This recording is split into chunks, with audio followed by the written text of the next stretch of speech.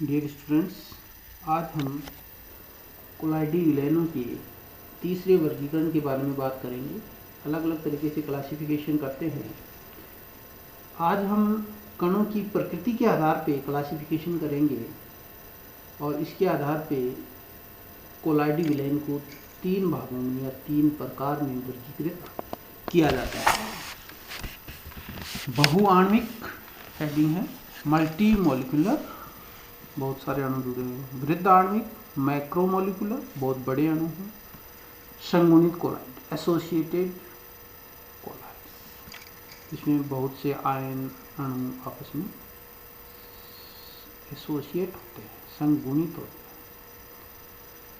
तो तीन हो गए, बहुआण्विक कोलाइड, मल्टी मोलिकुलर कोलाइड्स, वृद्ध आणविक कोलाइड, मैक्रोमोलिकुलर कोलाइड्स, संगुणित एसोसिएटेड कोलाइड। तो बहुआण्विक कोलाइड ऐसे कोलाइड या ऐसे कोलाइडी विलयन जिनमें कोलाइड कण ऐसे परमाणुओं या अणुओं के पुंज होता है जिसका आकार 1 नैनोमीटर से कम हो। ऐसे कोलाइडी विलयन जिसमें कोलाइडी जो कण है, कोलाइडी कण का मतलब यहाँ पे ये ध्यान रखना है, प्रक्षेपित प्रावस्था, ठीक है, प्रक्षेपित प्रावस्था के परमाणु या अणुओं का ग्रुप होता है जिनका आकार 1 नैनोमीटर से कम हो। आकार का भी यहाँ डिफाइन किया है कि कितना आकार होना चाहिए 1 नैनोमीटर से कम हो। अब इसमें एग्जाम्पल के रूप में लेते हैं तो गोल्ड सोल, स्वर्ण सोल, सोने जो मेटल होती है, गोल्ड मेटल, ओरम जो होता है, उसके द्वारा जो सोल बनाया जाता है, तो उसमें स्वर्ण परमाणु के विभिन्न प्रकार आकार के गुच्छे होते हैं। बहुत सारे परमाणु होते हैं, वो आपस में जुड़ के क्लस्टर बनाते हैं, एक ग्रुप बन जाता है, उसी को क्लस्टर बोलते हैं।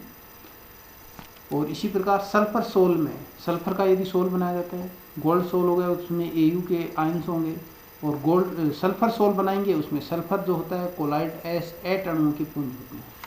इसमें कोलाइड क्या होता है, S8 होता है। सल्फर में पता है 8 परमाणु जुड़े रहते हैं साथ में, तो S8 जो परमाणु हैं उनके खूब सारे अणु जुड़ते हैं और उससे ग्रुप बनता है।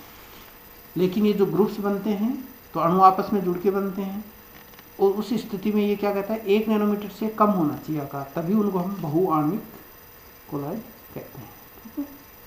उसके बाद है दूसरा वृहद आणविक कोलाइड,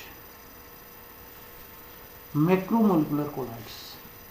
उसमें क्या था, अणुओं के ग्रुप्स थे, और इसमें है वृहद आणविक कोलाइड का मतलब अणु खुद का ही अणुभार ज़्यादा होता है या उसमें ही परमाणु की संख्या बहुत ज़्यादा होती है। इस प्रकार के कोलाइडी विलयन में कोलाइडी कण स्वयं ही कोलाइड साइज के अणु होते हैं। कोलाइड की जो साइज होती है वो ऑटोमेटिक खुद जो अणु होता है उसकी साइज ही इतनी बड़ी होती है।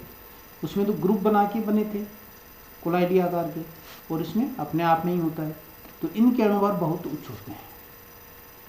और आपको पता ही है बहुत उच्च अणुभार किन के होते हैं, पॉलीमर्स के होते हैं।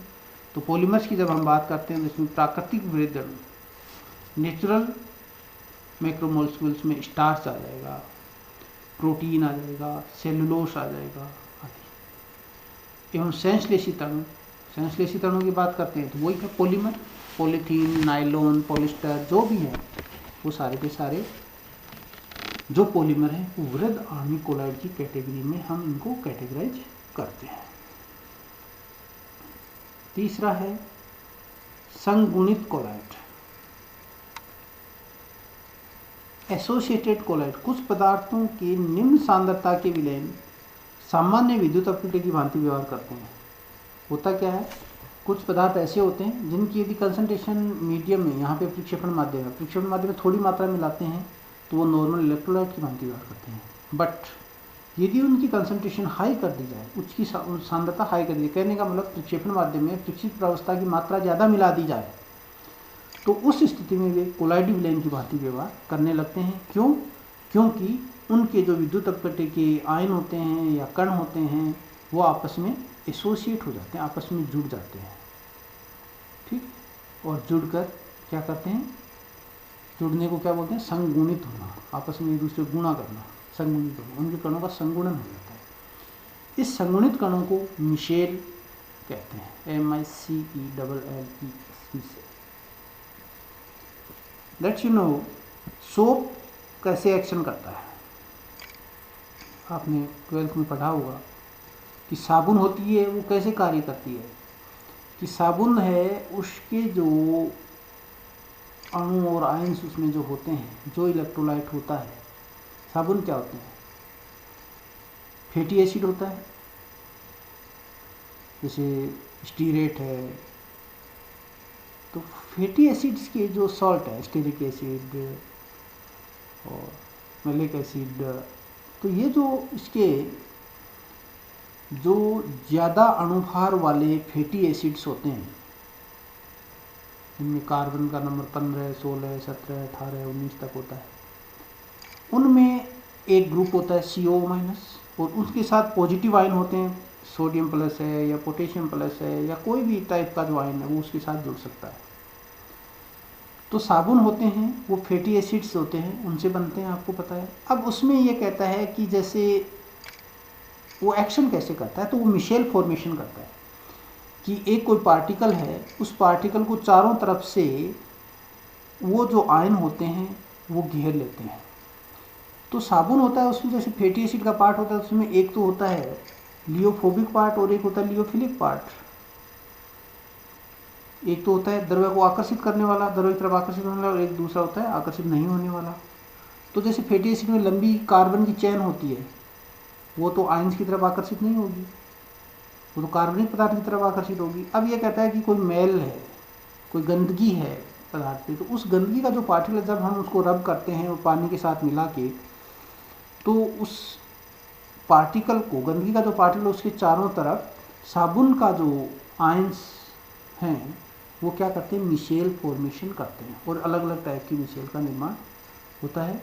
इस चैप्टर में वो यहाँ पे नहीं है, लेकिन मैंने आपको थोड़ा सा आइडिया दे दिया कि साबुन का जो गंदगी हटाने की जो एक्टिविटी होती है उसमें मिशेल फॉर्मेशन होती है। तो इस प्रकार हम यहाँ कह सकते हैं कि 3 टाइप के कोलाइड्स होते हैं। किसके आधार पे अपन ने ये क्लासिफिकेशन किया, कणों की प्रकृति के आधार पे। एक तरीके से देखा जाए तो कणों की प्रकृति के आधार पे इसलिए बोल देते हैं क्योंकि आकार के आधार पर इसलिए कहते हैं क्योंकि संगुणन की अपन बात की तो वहाँ प्रकृति आ जाती है। तो एक तो बहुआण्विक कोलाइड, एक वृद्ध आणविक कोलाइड और एक संगुणित कोलाइड। इसके साथ ही अपना ये जो क्लासिफिकेशन है वो कंप्लीट हो गया।